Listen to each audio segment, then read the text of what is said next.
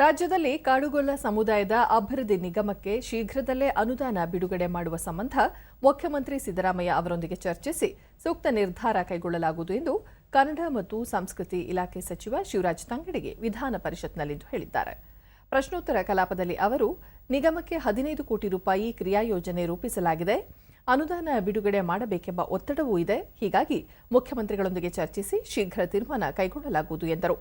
ಈ ಸಮುದಾಯಕ್ಕೆ ಮೀಸಲಿಟ್ಟ ಹಣ ಇನ್ನೂ ಬಿಡುಗಡೆಯಾಗದಿದ್ದರೂ ಕೆಲವು ತಾಂತ್ರಿಕ ಕಾರಣಗಳಿವೆ, ಅವುಗಳನ್ನು ಅಧಿಕಾರಿಗಳ ಜೊತೆ ಚರ್ಚಿಸಿ ಪರಿಹರಿಸಿಕೊಳ್ಳಲಾಗುವುದು. ಜೊತೆಗೆ ಮುಂದಿನ ದಿನದಲ್ಲಿ ಸಮುದಾಯಕ್ಕೆ ಅನುಕೂಲವಾಗುವ ಕಾರ್ಯಕ್ರಮಗಳನ್ನು ರೂಪಿಸಲಾಗುವುದು ಎಂದರು.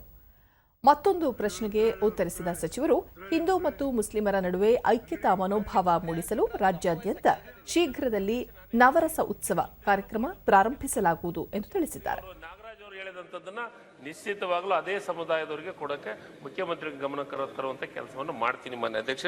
ಅದ್ರ ಜೊತೆಗೆ ಇನ್ನೊಂದು ST ಸಮುದಾಯಕ್ಕೆ ಸೇರಿಸಬೇಕನ್ನೋದನ್ನ ಈಗಾಗಲೇ ಅದ್ರ ಬಗ್ಗೆ ಕೇಂದ್ರ ಸರ್ಕಾರಕ್ಕೆ ಪತ್ರ ವ್ಯವಹಾರ ಆಗಿದೆ. ಅದನ್ನು ಮುಖ್ಯಮಂತ್ರಿಗಳ ಗಮನಕ್ಕೆ ತಂದು ಮುಖ್ಯಮಂತ್ರಿಗಳಿಂದ ಪತ್ರದ ವ್ಯವಹಾರವನ್ನು ಮಾಡಿ ಕೆಲಸವನ್ನು ಮಾಡಿ